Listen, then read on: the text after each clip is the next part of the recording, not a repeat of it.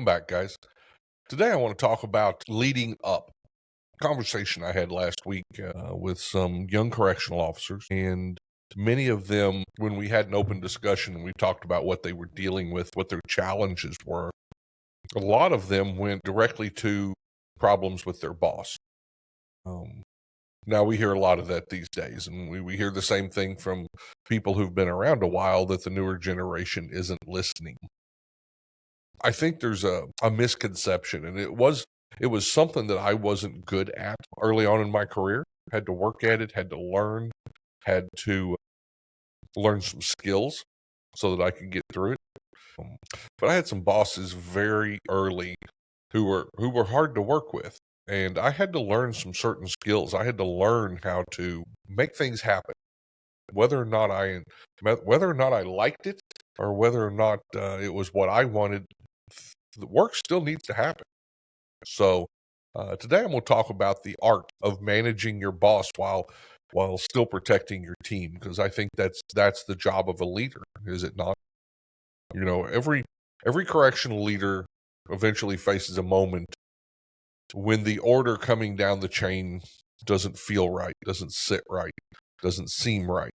When policy or pressure, or one of the places I worked with, it was absolutely being driven by politics. And when I feel like that puts our people at risk or just interrupts the important work they're doing, right? It just becomes noise so that we can't get the real work done. So, leading up, it's not insubordination. That's not what it is.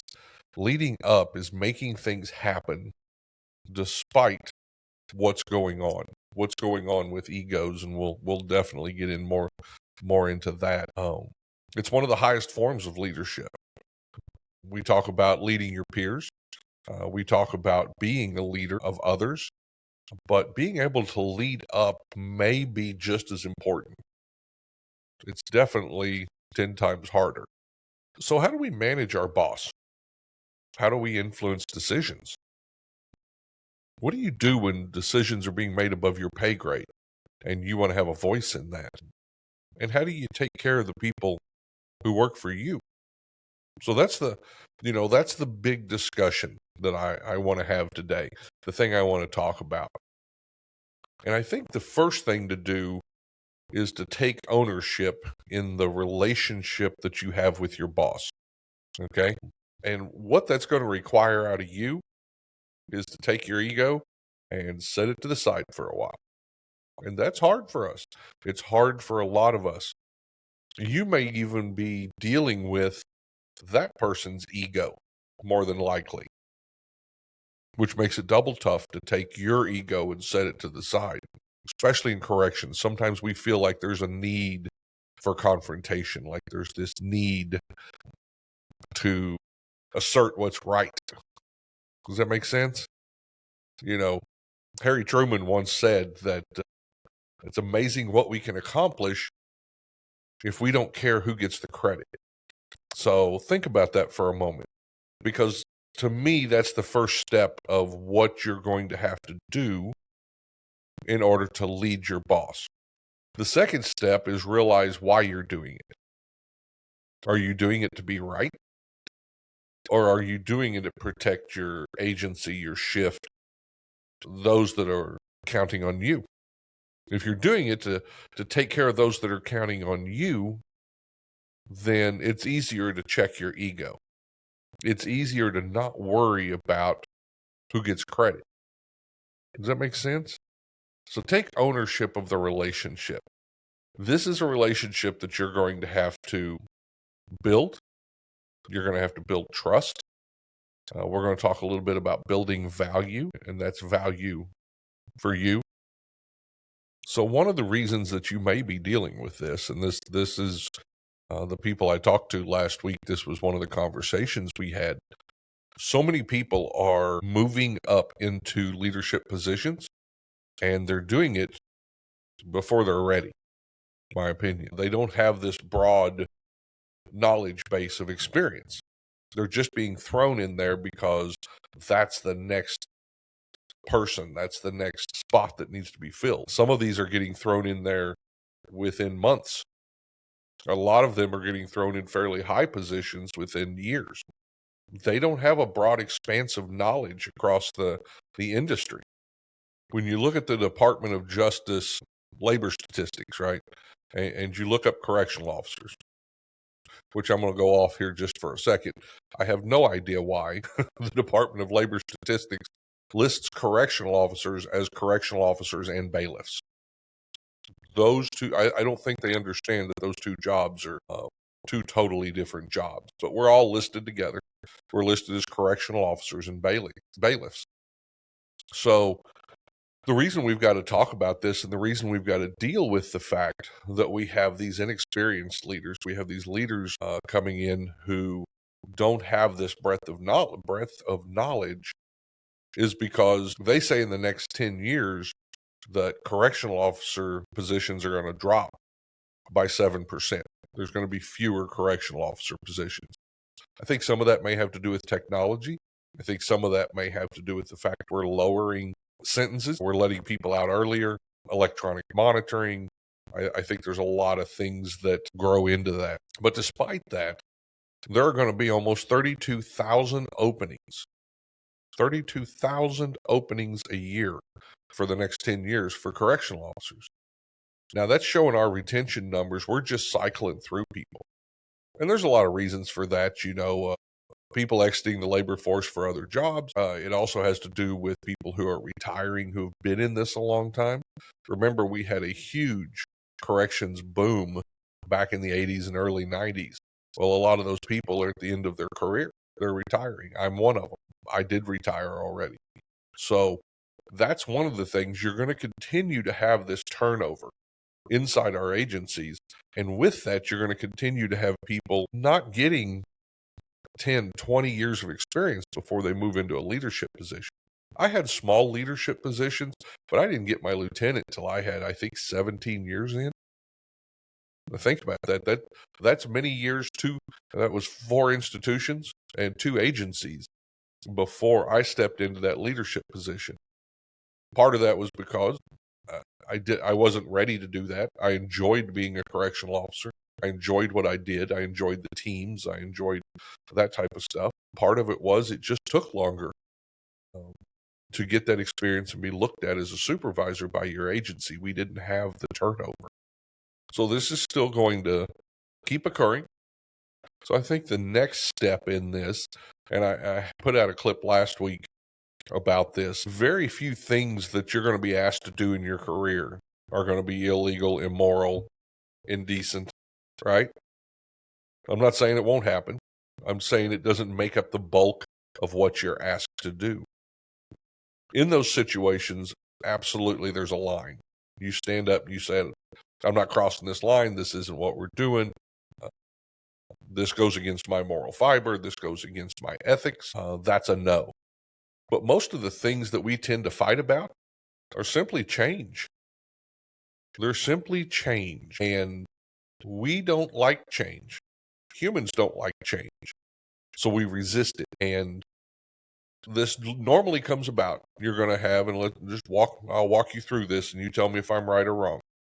Normally, you're going to have the agency make a rule, make a decision, make a policy, change what we're doing, and they're going to come down and they're going to say, they're going to tell their wardens, they're going to tell their AWs, they're going to tell their superintendents, their chief deputies, wherever you work, and they're going to tell them, okay, we need to implement this. That's usually what they say. There's very little to go with it. Not, we're going to implement it this way. We're going to implement it slowly. The discussions for implementation at your supervisor level are usually nil.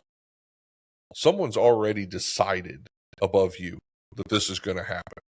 And so they're just going to drop it in your lap as a supervisor, as an administrator, and they're going to say, get this going.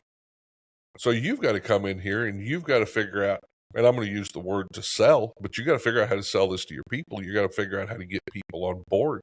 You got to figure out how to influence others to get them on board with this new change that the agency's already determined.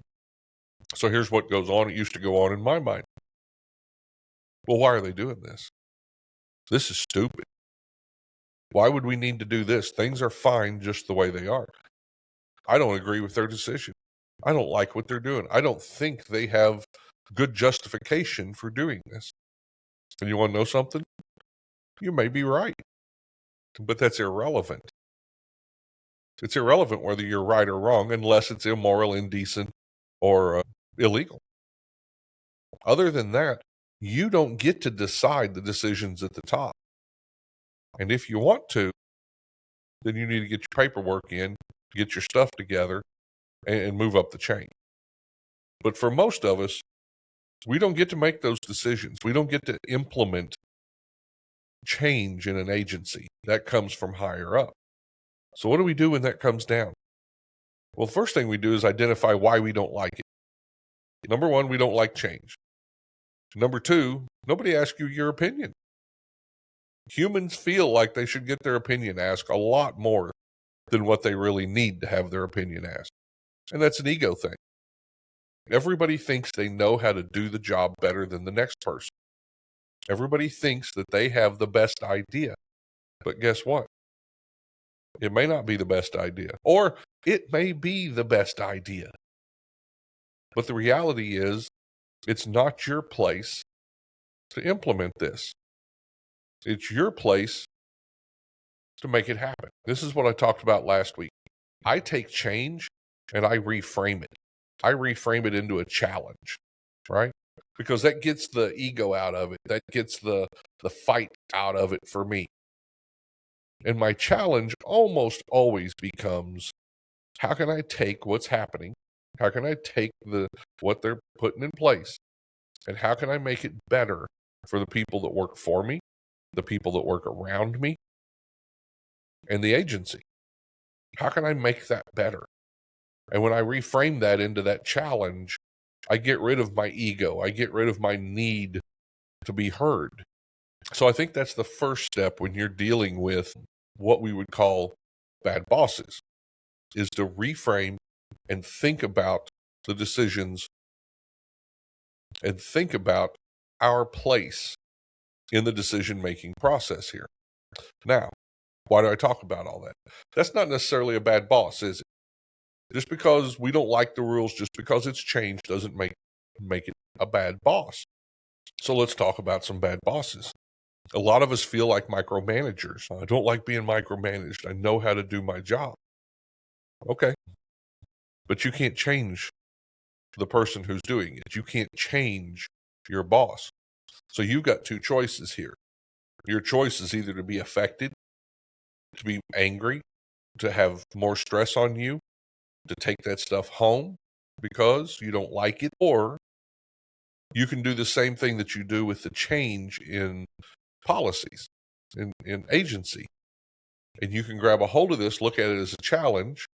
How am I going to work with this person to get the most accomplished for the people I lead, for the people around me, and for my agency? How am I going to work with this person? And there's a few things that you can do. Okay. One of the first, and I didn't know I was doing this at the time, I didn't care for, the Bureau of Prisons has very limited training outside of the Bureau of Prisons. They think the Bureau of Prisons only know how to train people in the Bureau of Prisons. Okay. So getting the opportunity to go to a Maxwell leadership course or even firearms courses that make you a better firearms instructor, not just the same old stuff year after year after year, sometimes taught by people who aren't the best, who aren't the most qualified. They're the people they wanted out of the institution, so they made them a trainer. I found a lot of that in my career. Despite that, I decided I wasn't going to let the Bureau decide how trained I became. I decided I wasn't going to let them determine how far I could go, what I could learn, what I could learn about corrections, because my agency wasn't the only agency that does corrections, right? There's jails and prisons and states and private, international. All of these things exist. Yet my agency thought they're the only one that knew how to do corrections. And I'm not saying they do it bad. I'm just saying they didn't look outside of the agency for anything. So one of the first things I did was start taking classes, and we would take it out of my family budget. I went to NRA firearms classes. I went to breaching classes at several places to become a breacher, a fortified breacher. I went to leadership classes, Maxwell, and a couple of others that were local. Anyway, I took these classes. It was on my dime. The Bureau didn't pay for any of it. But one of the things that happened that I don't know that I expected was that I became valuable. And I became valuable to my bosses because I didn't bring them the same ideas over and over and over. When it came to training, I didn't just have one playbook, the red playbook that the Bureau had given me. I learned how to train, the science of adult learning. I learned how to influence people in a classroom. These are things that I brought from outside, which made me valuable, which made them count on me for expertise, count on me for bringing new ideas, count on me for having a fresh look at old ideas. So I made myself valuable. And I think that's the first thing that you can do when you are dealing with what we might call a bad boss or a difficult boss or a boss that you don't agree with, whatever you want to call it. I say bad boss, it's not necessarily just a bad boss. Sometimes it's just, we don't think down the same line, and that's okay. You don't have to. You don't have to think like they do. You don't have to be like they are in order to bring value to the table. I listened to a Jocko, and forgive me because I don't remember the exact story, but there was a person in the military, and he was not agreeing with what they were doing. Okay, the military had made a major change, and I don't remember what it was, but I remember Jocko talking about this. And so the military's making this big change. He ends up on the news, which is, kind of rare. That doesn't happen when you have people standing up to that level when they have rank in the military and getting on the news against their own agency. But anyway, he ends up on the news, and he basically gets to the point where he says, if they don't change this, or if they don't fix it or change it back, whatever, I'm going to resign. This guy had many years in, decorated, lots of stuff going for him. And that's what happened. They didn't change their mind. The agency, the branch of the service didn't change their mind. And then he resigned. And I heard him on one of Jocko Willnick's podcasts. And Jocko kind of asked him, he said, why did you do this? And he said, well, I thought I'm standing on principle and blah, blah, blah. And I really took what Jocko said. He said, yeah, but now you have no influence. Now you have no say. Now you can't protect the team that you were protecting. You gave all that away when you did this. Now you're completely on the outside, and you're not part of the argument. You're not part of the discussion. You're not part of fixing this. We often do that, and I've seen people do it in my career where, that's it, I quit. I'm not going to be part of this. Okay, then don't complain how it turns out. I love that. I love the fact that he looked at it that way. We have to be part of the discussion if we want to take care of our people, our agency, and those around us. We've got to be part of the discussion. We've got to have value. I want people to come to me for my opinion, especially bosses. I want to have a place at the table. I want to be able to bring them what I've learned. But there's two ways to come to the table. One is to try to grab a chair and push yourself up to the table. And what's going to happen is you're going to be removed. The other one is when you get invited to the table. And the main way we do that is to add value. Be someone who they look to, right? Be someone who when they think, well, I'm Pepperball. Pepperball's my sponsor on this podcast, so I'm going to use them for an example. If they're making decisions about Pepperball, I don't want the brass on the top making the decisions about, whether or not we buy Pepperball, or making decisions about what Pepperball rounds we buy. I don't want them making decisions about policy of Pepperball without coming to me, who at the time and still am, but at the time was a pepperball instructor, very well versed in pepperball policy, very well versed in the legalities of using pepperball inside a correctional facility, very well versed in the different types of launchers and pepperballs and all that stuff that was part of being an instructor. So when they make those decisions, I want to get invited to the table. I want them to bring me up and go, hey, we're thinking about doing this change. We're thinking about, putting pepperball in seg. And I want them to come to me as an expert, as a knowledgeable person, and invite me to the table. And the only way to do that is to be valuable to them, to be a team player, to be someone who they see as knowledgeable and skillful in the decisions that they're making. Now, pepperball's just one example. But when they're looking at policy, when they're thinking about changing the cuffs we use, right? We'll go to the officers who put on 100 cuffs a day in and out of the cell, feeding and rec and whatever else is going on. Go to those guys. I don't want them making that decision without me. And you don't either. So that's why we have to make ourselves valuable. We have to drop our ego out of this, okay? Because the other thing that bothers us a lot is I go up there and I give them these good ideas. I've studied a lot. I've learned a lot. I give it to my boss. Here's what we should do. And then they write it up and take credit for it. Are you mad? Well, I didn't get credit for that. Your ego hurts, right? Nobody came to me and said, hey, you really did a good job on that. It's about reframing. It's about thinking for a moment. Somebody did come to you. They took your input. You were able to give input that took care of those who you lead, those around you, and your agency.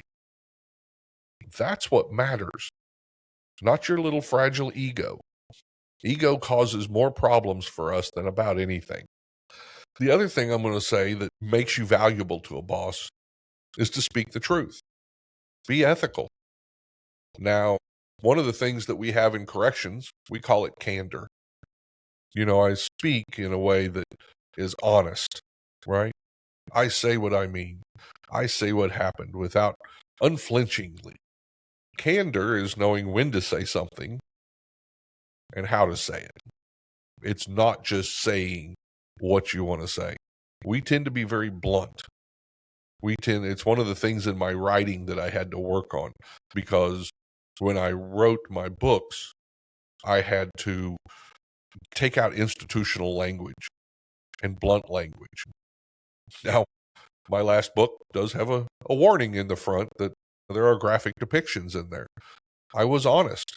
I was absolutely honest in what I saw and what was said. I had several editors who wanted me to take out cuss words, but I didn't feel that was true to what I saw and what happened. So we can use candor.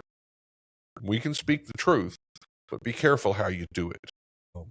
Telling your boss that everybody hates you, probably isn't the way to add value to them. Telling your boss that, that idea you had last week, I've heard a couple of things and people are looking this way at it. What do you think about revisiting that? We bought all those new cuffs for the segregation unit, and I've actually heard from some of the officers that they may be having trouble with that. Do you want to take a look at those? That's being honest with them without being disrespectful, without bruising their ego, which is easy to do. Some of us think, and I heard the old timers say a lot, I don't care about their ego. I don't care if they get their feeling. I don't care. That's fine. Do you want to have a seat at that table? Do you want to have influence, or you want to sit in the corner and just have things given to you with no influence in how it's implemented or how it affects the agency and your staff? Another thing is being loyal to your boss. And when I say loyal, that doesn't mean follow blindly. One of the first leadership classes I ever had, I had an AW who talked about blind loyalty and how that led him down the wrong road. And it took him a long time to recover. He did, but I always took a lot from his honesty about that conversation, what he learned and how it affected his career. So we're not talking about blind loyalty. We're just talking about loyalty, how to be loyal. You know, a lot of people are going to think, and I hear people talking out there right now who are saying, well, you want me to just build this person up. You're wanting me to give them my ideas. You're wanting me to be loyal to them like they're a good boss. You're expecting me to ignore their ego problems. I'm going to say, yeah, that's what I'm saying. Because if you're thinking that way, then you're not thinking about what your real job is. You've got to reframe this. You've got to think about what your real job is. And your real job is supporting those people who look up to you. Your real job is making your agency successful and making the people around you successful. That's your job. And if that takes you dropping back your ego a little bit, if that takes you supporting someone, and when I say support, I mean getting in there and working so that they look good, and which increases the efficiency in the agency, which makes the agency work better, which makes the working conditions better. If that's what it takes, then do it. Don't be undermining them. Don't be going in there and working behind their back to make them look bad. Get in there and do the best you can to help them run the agency. Or throw up your hands and not be part of that conversation. That's the choices there. I didn't say every choice is good, but that's your choices. That's what you have there. And I'm not going to tell you I'm perfect at this. I can tell you from my own career that I had more than, I remember one time very specifically that I had a boss who wasn't bad. They were a huge micromanager, and I was not allowed to make real decisions. I wasn't allowed to have real input. And my ego got in the way. My ego, boy, I didn't like it. I know what I'm doing here. Why are they even doing this? And why are they looking at my job? Go take care of your job. But they weren't. They were looking at my job. And my ego got bruised. It got bruised bad. It was a tough time in my life. Not just from the ego, but from the stress that was put on by this micromanager. What I caught myself doing was becoming so wrapped up in how I felt disrespected, how my ego was bruised, how I didn't feel like I could do my job.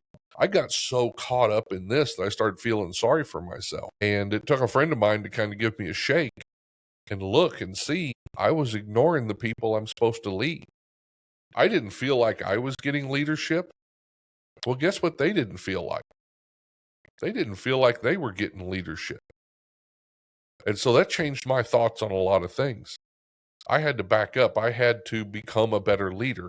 I had to get in there and become a leader for those people who were not getting the leadership they needed, to become a leader for everyone who was missing leadership, and to take my ego and go put it on a shelf, to take my feelings and put them to the side. Because were my feelings justified? I don't know. I don't quite know how to answer that. Everybody says, well, you have a right to your feelings. Yeah, unless they're preventing you from accomplishing stuff. Those aren't good feelings. Those aren't productive feelings. So I had to take some of those feelings and move them to the side. I didn't have to like the decisions being made from above. What I had to do was give my boss value, have influence, and hopefully give that institution, that agency, what they needed to succeed. So a lot of this is about changing the way you look at where you're at in your job. A lot of this is about changing how you look at your boss's ego, at your ego. You can't get anything done as a leader if you don't have influence. And that influence has to be built with the people that work for you, the people that work around you, and the people that work above you. That is a productive leader. If you have influence in all three of those areas.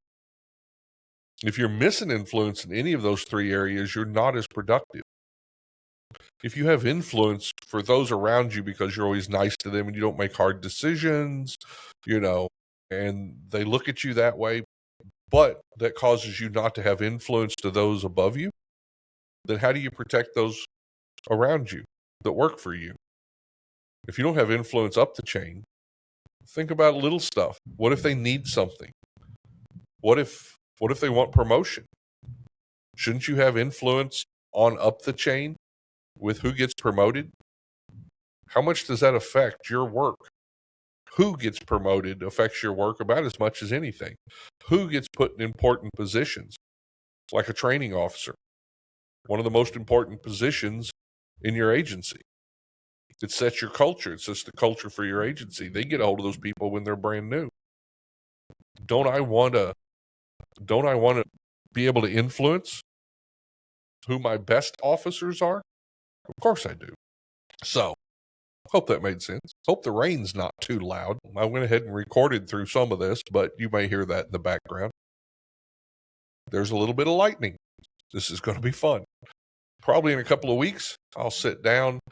This is my newest book. It's The Weight of Justice, Leadership Lessons from Inside America's Toughest Prisons, A Correctional Officer's Journey. And I talk about leadership in here. I talk about some of those times in my life that I had to learn some hard lessons. I talk about the way corrections shaped me. And I'll go more into that in the next podcast. If I'm really lucky, I think I've got it worked out to where I'm going to get to go up to Missouri State Pen. Yes, that's how old I am now. Missouri State Pen is now a museum. That's where I started my career. And you can go see Missouri State Pen now for the price of admission. But I tell people that's how old I am because the place I started work is now a museum. But I'm going to get to go up there, and that's where my career started. And so I'm hoping to have some discussion about that book and some of those early influences that I had in my career that were shaped by that place. Some of the things I saw that were great, and some of the things I saw that weren't so great. So, hey, if you like this podcast and if you get the chance, help me out. Just like everybody else on these channels, I need likes. I need you to subscribe. And if you would, go check out www.cantrellwrites.com. CANTRELLWRITES.com. And that's where I highlight my books. I'd love for you to order my books. I think you'll enjoy them. I worked really hard. I put together a team of designers and editors who worked really hard, and I am proud of this book. And I want to talk some more about that soon. Have a great day.